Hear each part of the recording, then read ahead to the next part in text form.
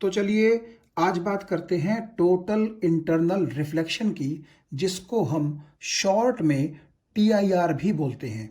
ये TIR light से related एक फेनोमिना है, एक घटना है, और इस घटना में क्या होता है यही आज की इस वीडियो का हमारा टॉपिक रहेगा। तो टॉपिक पर जाने से पहले आप ये देखिए, आपके सामने ये जो डायग्राम बना हुआ है, इस डायग्राम के अंदर क्या क्या चीज़ें हैं इनको समझने की हम कोशिश करते हैं, क्योंकि इसी डायग्राम से हम इस फेनोमेना को समझ सकते हैं।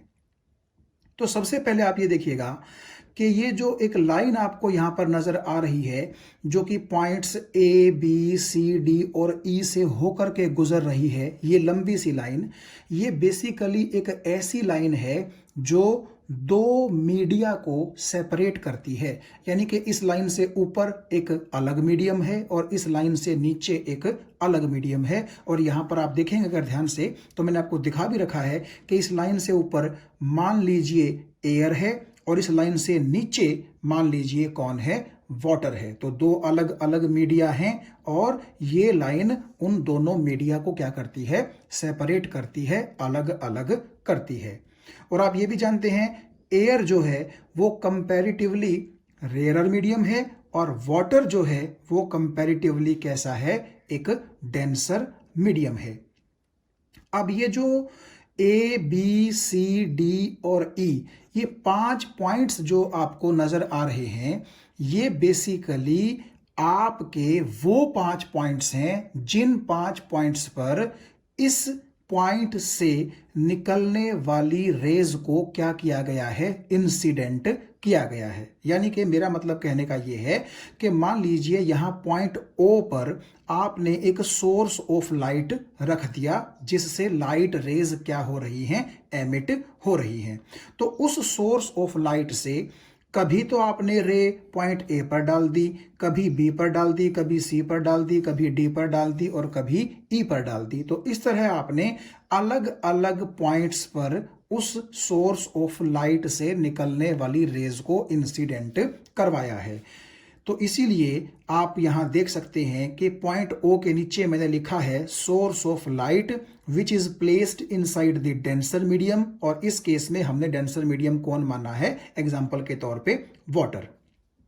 आप ऐसा समझ सकते हैं कि एक टॉर्च है और मान लीजिए वो वाटर प्रूफ है और उसको हमने वाटर के अंदर रखा है, और हमने जब उसको ऑन कर दिया तो हम जिस पॉइंट पे मर्जी चाहें उस टॉर्च से रे को गिरवा सकते हैं। तो सबसे पहले आप ये देखिएगा कि मान लीजिए वो टॉर्च आपने कुछ इस तरीके से रख दी और उस टॉर्च से जो निकलने वाली लाइट है, सपोज कीजिए वो बिल्कुल सीधी ए पर जाकर के गिरी और फिर बाहर निकल गई। और आप जानते हैं कि लाइट की रे जब किसी पॉइंट पर बिल्कुल सीधी गिरती है तो उसका रिफ्रैक्शन नहीं होता, इसीलिए ये ओ से लेकर के ए तक जो लाइट की रे है ये बिल्कुल अनडेविएटेड ही आगे चली गई है। इसके रास्ते में कोई डेविएशन आपको नजर नहीं आ रहा होगा। फिर हमने क्या किया, उस टॉर्च का मुंह थोड़ा सा पॉइंट ए की तरफ से इस तरफ मान लीजिए पॉइंट बी की तरफ कर दिया। तो अब उस सोर्स से, उस टॉर्च से जो लाइट निकली वो चलते चलते चलते कहां जाकर के गिरी, पॉइंट बी पर। आप ये एरो देख सकते हैं, एरो हमें बताता है कि जो लाइट रे है उसकी डायरेक्शन पॉइंट बी की तरफ है। तो पॉइंट बी पर जब आप परपेंडिकुलर ड्रॉ करेंगे तो आप ये जानते हैं कि इंसिडेंट लाइट नॉर्मल के साथ जो ये एंगल बनाती है उसको बोला जाता है angle of incidence at that point. और क्योंकि ये पॉइंट बी है इसीलिए मैंने यहां पर एंगल ऑफ इंसिडेंस का नाम भी आई बी रख दिया है। तो आई बी का मतलब आप समझ गए होंगे, angle of incidence at point B. और आप ये जानते हैं कि क्योंकि हमने सोर्स को रखा हुआ है डेंसर मीडियम में, तो लाइट डेंसर मीडियम से कहां जाना चाहेगी, रेयरर मीडियम में जाना चाहेगी। तो पिछले ए पॉइंट पर तो रिफ्रैक्शन लाइट का नहीं हुआ था, लेकिन क्योंकि पॉइंट बी पर आपकी लाइट की रे ओब्लिकली गिर रही है, टेढ़े रूप से गिर रही है, इसीलिए पॉइंट बी पर रिफ्रैक्शन होगा। और आप ये जानते हैं कि ये जो डॉटेड लाइन है ये रिप्रेजेंट करती है कि अगर आपकी लाइट का रिफ्रैक्शन ना होता तो वो बिल्कुल यूं चलती चलती चलती और इसी डॉटेड लाइन के सहारे चली जाती, अपने रास्ते से वो डेविएट ना होती। लेकिन हम जानते हैं कि एक मीडियम से दूसरे मीडियम में जब भी कोई लाइट की रे ओब्लिकली जाती है तो उसके रास्ते में चेंज होता है और उसी को हम क्या बोलते हैं, रिफ्रैक्शन। और हमें यह भी मालूम है कि अगर कोई लाइट की रे डेंसर मीडियम से और रेयरर मीडियम में जा रही है तो वो अवे फ्रॉम नॉर्मल हट जाती है, यानी कि नॉर्मल से अवे जो है वो अपने डायरेक्शन बना लेती है। तो आप ये देखिएगा ध्यान से कि अगर ये वाली लाइट की रे बिल्कुल डॉटेड लाइन के ऊपर ऊपर चलती रहती तो हमें ये बोलना चाहिए था कि रिफ्रैक्शन हुआ ही नहीं। लेकिन क्योंकि रिफ्रैक्शन होगा तो नेचुरली वो अपना ये रास्ता छोड़ करके नॉर्मल की तरफ नहीं जाएगी बल्कि नॉर्मल से अवे आएगी। इसीलिए आप ये देखिए, ये जो डार्क लाइन मैंने रिप्रेजेंट कर रखी है जिस पर एरो आपको नजर आ रहा होगा, तो ये क्या इंडिकेट करती है लाइन कि ये रास्ता आपकी रिफ्रैक्टेड रे का है। और रिफ्रैक्टेड रे नॉर्मल के साथ जो एंगल बनाती है उसको हम बोलते हैं एंगल ऑफ रिफ्रैक्शन। और इसीलिए क्योंकि ये एंगल पॉइंट बी पर बन रहा है तो यहां पर एंगल ऑफ रिफ्रैक्शन को मैंने नाम दे दिया किसका, आर बी का, यानी कि angle of refraction at point B. तो आप पॉइंट बी की जो कहानी है वो समझ गए होंगे कि लाइट की एक रे इस पर गिरी, angle of incidence I B था, फिर वो रिफ्रैक्ट हुई और angle of refraction R B था। ये बात आपको समझ में आ गई होगी। फिर हमने क्या किया, पॉइंट बी से थोड़ा सा दूर यहां इस तरफ जो पॉइंट सी है उस पर हमने यहां से सोर्स ऑफ लाइट से एक रे और डाली। और इस केस में आप ये देखिएगा जो पॉइंट बी के लिए हमने देखे थे सारा घटनाक्रम, उसी घटनाक्रम के ऊपर आपका पॉइंट सी के ऊपर भी जो कार्यक्रम है वो यूं का यूं चलेगा। यानी कि इस केस में आप ये देखिए कि जो एंगल ऑफ इंसिडेंस है वो पिछले के मुकाबले बढ़ गया है अब की बार, इसीलिए मैंने इसको क्या नाम दे दिया, आई सी का, यानी कि angle of incidence at point C.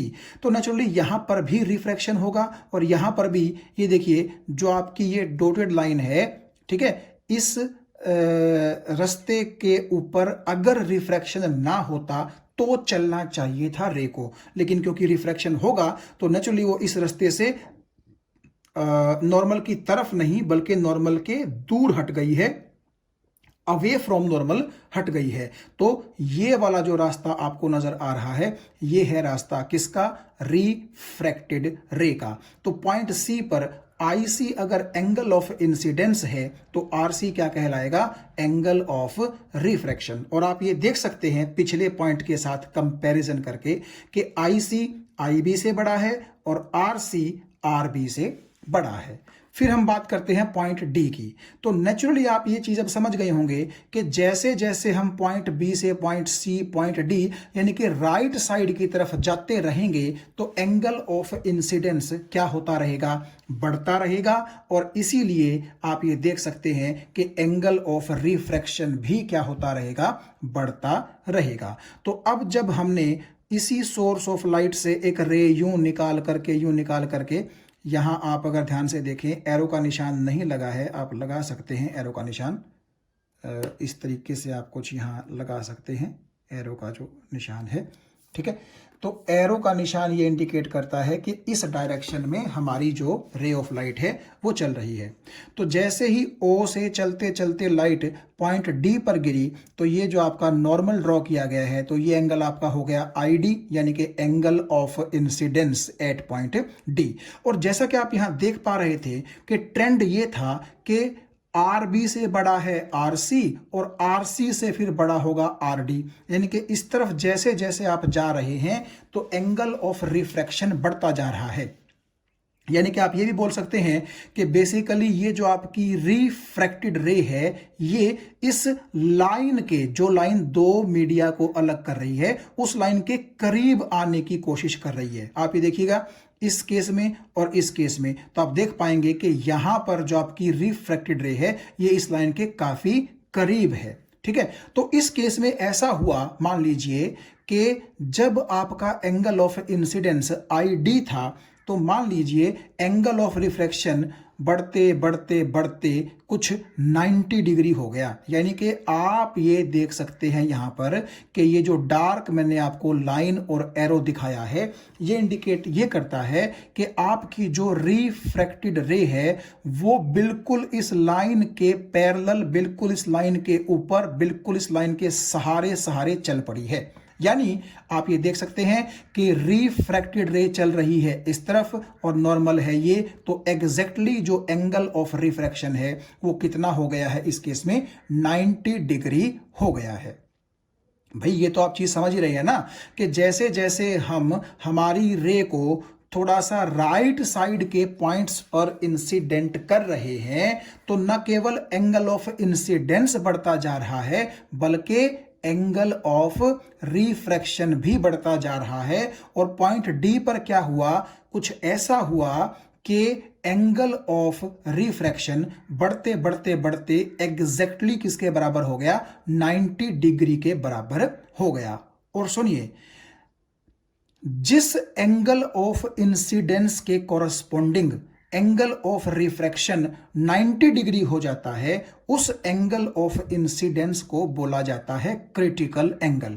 तो इस केस में जो ID है, ID उसको क्या बोला जाएगा, क्रिटिकल एंगल। और आप यहां देखिए मैंने क्रिटिकल एंगल की जो डेफिनेशन लिखी है वो क्या है, that angle of incidence in the denser medium. आप देख सकते हैं कि अगर लाइट की रे डेंसर मीडियम से रेयर मीडियम में जा रही है तो नेचुरली एंगल ऑफ इंसिडेंस तो कहां बनेगा, डेंसर मीडियम के अंदर बनेगा। तो मैंने लिखा है कि वो एंगल ऑफ इंसिडेंस जो कि डेंसर मीडियम के अंदर बनता है और जिसके लिए एंगल ऑफ रिफ्रैक्शन जो कि रेयर मीडियम में बनता है वो एग्जैक्टली 90 डिग्री हो जाए, तो उस एंगल ऑफ इंसिडेंस को हम क्या बोलेंगे, क्रिटिकल एंगल बोलेंगे। तो आप ये देखिए, क्या IB को और IC को हमें क्रिटिकल एंगल बोलना चाहिए, नहीं। क्यों, क्योंकि इनके कॉरस्पॉन्डिंग जो एंगल ऑफ रिफ्रैक्शन है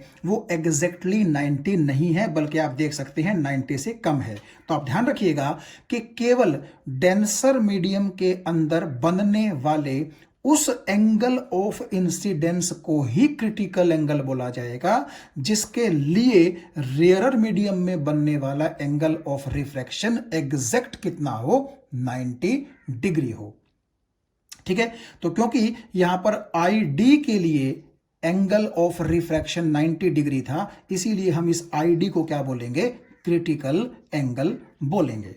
और अब आप थोड़ा सा अगर समझें तो देखिएगा, D से इस तरफ राइट साइड में जो पॉइंट E लिया गया है, अगर यहां पर मैं एक रे को इंसिडेंट करवाऊं तो नेचुरली R जो पहले 90 था तो R वो क्या होना चाहिए, अब 90 से ज्यादा होना चाहिए, क्योंकि एंगल जो है आपका रिफ्रैक्शन का वो तो बढ़ ही रहा था। तो आपको नहीं लगता कि अगर आपका एंगल ऑफ रिफ्रैक्शन 90 से ज्यादा होगा तो बेसिकली ये रे तो आपके उसी मीडियम के अंदर घुस जाएगी जिस मीडियम से ये चली थी।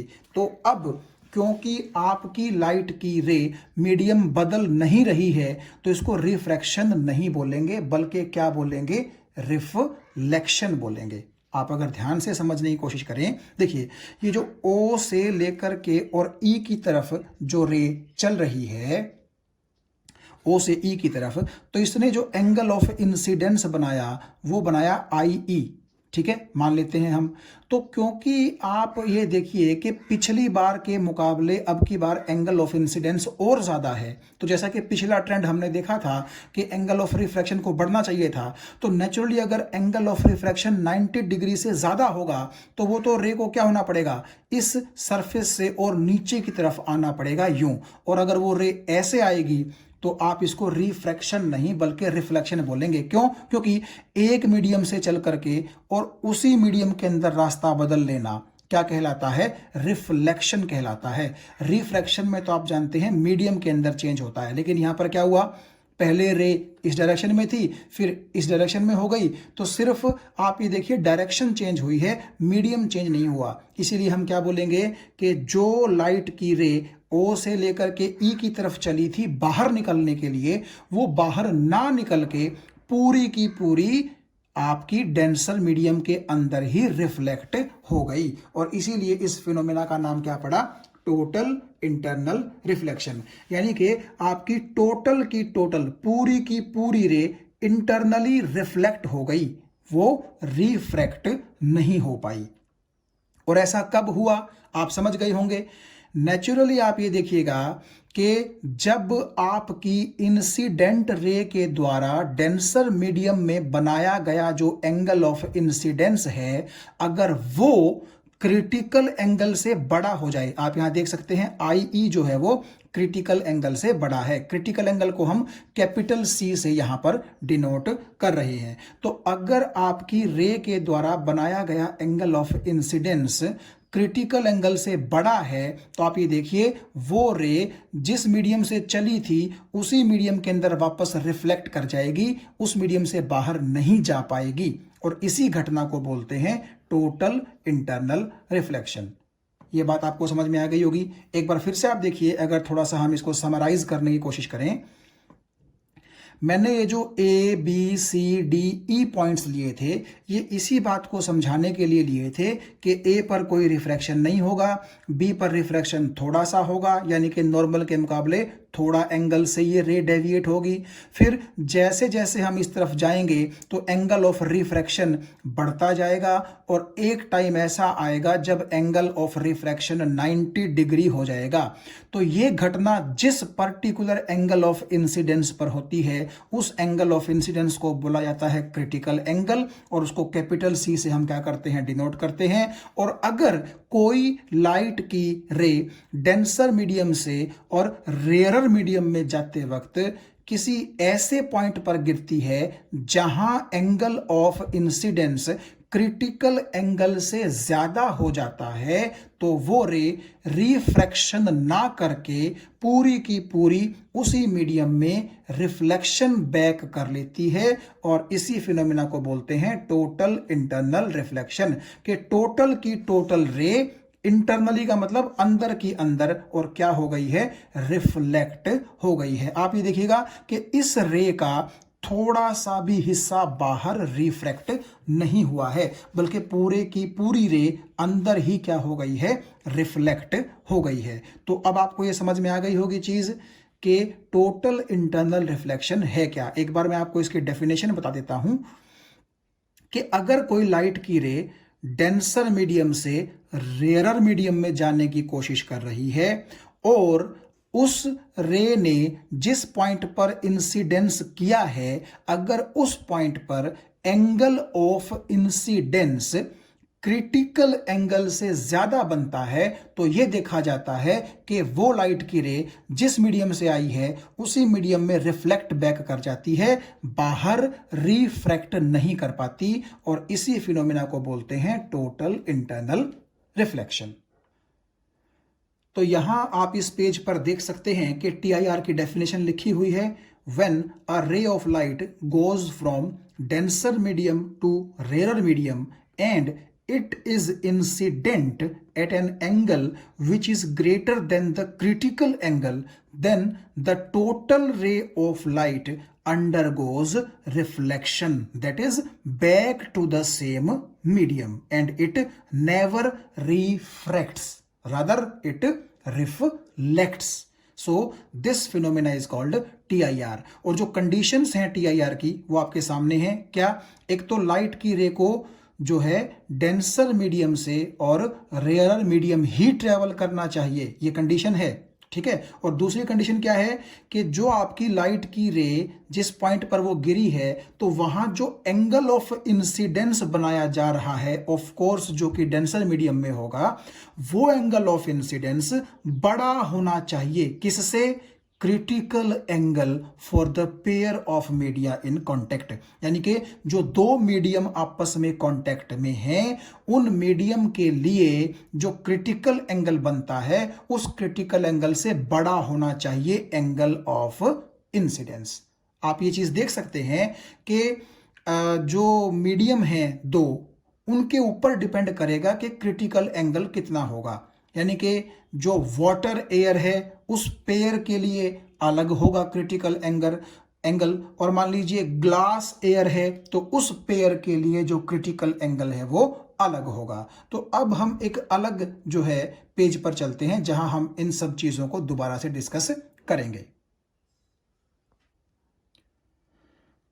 तो यहां इस पेज पर आप ध्यान से देखें, जो अभी डायग्राम मैंने आपको शुरू में दिखाया था, उस डायग्राम में पॉइंट डी पर जो घटना हो रही थी, मैंने सिर्फ उस घटना को यहां पर जो है बनाया है। यानी कि आपने देखा होगा कि जो पॉइंट डी पर एंगल ऑफ इंसिडेंस था उसको हम क्रिटिकल एंगल बोल रहे थे, जिसको हम कैपिटल सी से डिनोट कर रहे थे, और इस डी पर जो एंगल ऑफ इंसिडेंस है उसको क्रिटिकल एंगल बोलने का रीजन ही यही था कि इसके लिए जो रेयरर मीडियम में बनने वाला एंगल ऑफ रिफ्रैक्शन है वो एग्जैक्टली कितना बन रहा था, 90 डिग्री बन रहा था।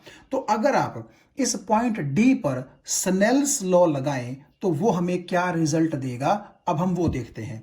आप अगर ध्यान से देखें, स्नेल्स लॉ क्या बोलता है कि आपकी जो लाइन है जो दो मीडियम को अलग अलग कर रही है, तो आप ऊपर वाले मीडियम के रिफ्रैक्टिव इंडेक्स को ऊपर बनने वाले एंगल के साइन के साथ मल्टीप्लाई कर दें और नीचे वाले मीडियम के रिफ्रैक्टिव इंडेक्स को नीचे वाले मीडियम में बनने वाले एंगल के साइन के साथ मल्टीप्लाई कर दें और वो दोनों आपस में क्या होंगे, बराबर होंगे। एग्जांपल के तौर पे यहां जो मीडियम में एंगल बन रहा है, चाहे तो आप उसको आई डी बोल दें या आप उसको कैपिटल सी यानी कि क्रिटिकल एंगल भी बोल सकते हैं। और जो ऊपर वाले मीडियम में एंगल बन रहा है, आप ये देखिए, आप उसको चाहे तो आर डी बोल दें या फिर आप उसको 90 डिग्री बोल दें। एयर का रिफ्रैक्टिव इंडेक्स मैंने मान लिया एन ए और वाटर का रिफ्रैक्टिव इंडेक्स मैंने मान लिया एन डब्ल्यू। तो आप क्या करेंगे, एन ए को मल्टीप्लाई कर देंगे साइन आर डी के साथ। यहां पर आप देखिएगा N A into sine R D, क्योंकि ऊपर वाला मीडियम है, और नीचे वाले मीडियम के रिफ्रैक्टिव इंडेक्स यानी कि एन डब्ल्यू को आप किसके साथ मल्टीप्लाई करेंगे, नीचे जो आपका एंगल बन रहा है उसके साइन के साथ मल्टीप्लाई करेंगे, यानी कि N W multiplied by sine I D. तो N W multiplied by sine I D. तो ये दोनों चीजें आपस में कैसी होती हैं, बराबर होती हैं। ये किसने बताया था हमें, स्नेल ने, इसीलिए इसको क्या बोलते हैं, स्नेल्स लॉ। तो आर डी क्योंकि 90 है तो यहां पर साइन आर डी की जगह साइन 90 लिख दिया, और क्योंकि आपका आई डी जो है वो क्रिटिकल एंगल है तो इसलिए हमने आई डी की जगह कैपिटल सी लिख दिया, जो इंडिकेट करता है कि ये क्या है, एक क्रिटिकल एंगल है।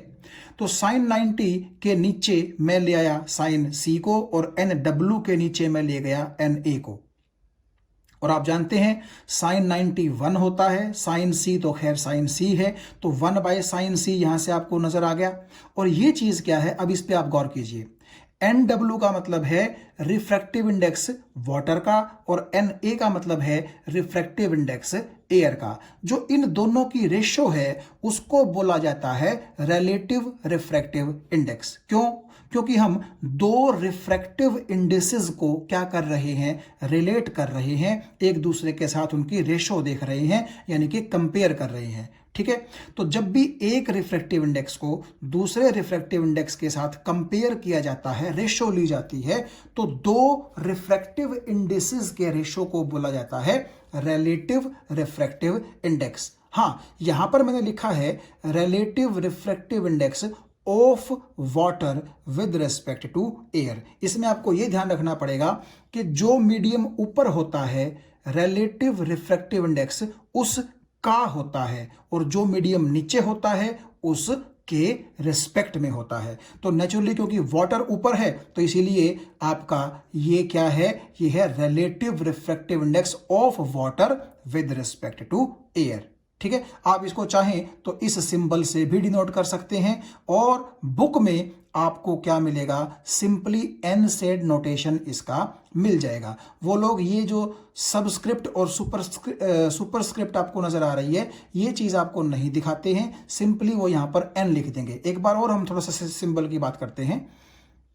देखिए, जो इस तरह से आप दो रिफ्रैक्टिव इंडिसेस को डिवाइड करोगे तो नेचुरली जो ऊपर होगा उसका रिलेटिव रिफ्रैक्टिव इंडेक्स होगा नीचे वाले के रिस्पेक्ट में। लेकिन जो नोटेशन में है आप ये देखिए, जिस का रिलेटिव रिफ्रैक्टिव इंडेक्स है उसको नीचे की तरफ लिखा गया है और जिसके विद रिस्पेक्ट टू है उसको कहां लिखा गया है, ऊपर। ये सिर्फ एक नोटेशन है, इसमें ज्यादा कंफ्यूज होने की जरूरत नहीं है। सिर्फ आप इतना ध्यान रखिएगा कि जब आप दो रिफ्रैक्टिव इंडिसेस को रेशो के रूप में लिख रहे हैं तो जो ऊपर लिखा गया है उस का होगा, लेकिन जो आप सिंबल के रूप में लिख रहे हैं तो जो नीचे लिखा गया है उसका होगा। ठीक है, मतलब रेशो के रूप में आपने ऊपर लिखना है और सिंबल के रूप में आपने कहां लिखना है, नीचे लिखना है। किसको? उस मीडियम को जिसका ये रिलेटिव रिफ्रैक्टिव इंडेक्स है। एक बार फिर से सुनिए, जिसका भी ये रिलेटिव रिफ्रैक्टिव इंडेक्स है, फॉर्मूले के रूप में आपने उस मीडियम को ऊपर रखना है, लेकिन नोटेशन में आपने उस मीडियम को कहां रखना है, नीचे। तो सिंपली ये वाली जो चीज है आप इसको ऐसे भी लिख सकते हैं। क्यों? क्योंकि वाटर आप देख सकते हैं एक डेंसर मीडियम है और एयर क्या है, एक रेयरर मीडियम है। तो कई बुक्स जो हैं वो इस सिंबल को एन से रिप्रेजेंट कर देती हैं सिंपली, मतलब कि वो कोई नीचे या ऊपर कोई चीज नहीं लगाती, और इस एन को वो क्या बोलती हैं, relative refractive index of denser medium with respect to rarer medium. तो इसलिए हम क्या करते हैं, simply N W by N A को n से हम यहां रिप्रेजेंट करते हैं। तो n जो है आपका किसके बराबर आ जाएगा, 1/sin c के बराबर आ जाएगा। तो ये आपका एक तरह से रिलेशन आ गया किसके किसके बीच में। This is the relation between relative refractive index of the denser medium with respect to rare medium and the critical angle. और आप एक चीज यहां ध्यान से देख सकते हैं, Na की वैल्यू आप जानते हैं 1 होती है, यानी कि जो एयर का रिफ्रैक्टिव इंडेक्स है वो 1 होता है, और जो वाटर का रिफ्रैक्टिव इंडेक्स है उसकी वैल्यू होती है 1.33 यानी कि 4/3। तो जब आप NW/Na करेंगे, जैसा कि आपको यहां दिखाई दे रहा है, तो आपके पास रिजल्ट आएगा 1.33। ठीक है, तो ये चीज किसके बराबर है, 1/sin c के बराबर है। क्योंकि आप ये देखिए NW/Na को आपने बोल दिया सिंपली n, और वो चीज किसके बराबर है, 1/sin c के बराबर है। तो n की वैल्यू आपके पास आ गई 1.33, तो यही चीज 1/sin c के बराबर हो गई। तो जब आप sin c को ऊपर लेके जाएंगे तो ये नीचे आ जाएगा, यानी कि 1/1.33 हो जाएगा। तो sin कैपिटल C की वैल्यू आ गई 0.75, और जब आप sin को इस तरफ लेकर के आएंगे तो वो साइन इनवर्स बन जाएगा। तो C की वैल्यू जो हो जाएगी वो हो जाएगी साइन इनवर्स 0.75, और उसकी वैल्यू आएगी 48.75 डिग्री। यानी कि आप अप्रोक्सीमेटली अगर याद रखना चाहें तो इसको लगभग लगभग 49 डिग्री भी बोल सकते हैं। यानी कि आप ये बोल सकते हैं कि अगर वाटर और एयर का जो पेयर है उसके लिए आप अगर क्रिटिकल एंगल देखना चाहें तो उस क्रिटिकल एंगल की वैल्यू लगभग 49 डिग्री या फिर 48.75 डिग्री होती है। तो नेचुरली अगर आप वाटर एयर की बजाय ग्लास एयर या कोई और पेयर मीडियम का कांटेक्ट में लेकर के आएंगे तो अलग अलग पेयर जो हैं मीडियम के, उनके लिए जो क्रिटिकल एंगल है उसकी वैल्यू भी क्या होगी, अलग अलग होगी। और आप ये ध्यान से देख सकते हैं कि इसका मतलब ये हुआ कि अगर आप पानी के अंदर से एक लाइट की रे भेज रहे हैं एयर में, और अगर उस लाइट की रे का एंगल ऑफ इंसिडेंस सपोज करो 50 डिग्री हो गया, तो क्योंकि वो 50 डिग्री क्रिटिकल एंगल से बड़ा है, इसका मतलब है कि लाइट की रे पानी से एयर में नहीं जा पाएगी, रिफ्रैक्ट नहीं हो पाएगी, बल्कि वो पानी के अंदर ही क्या हो जाएगी, टोटली इंटरनली रिफ्लेक्ट हो जाएगी।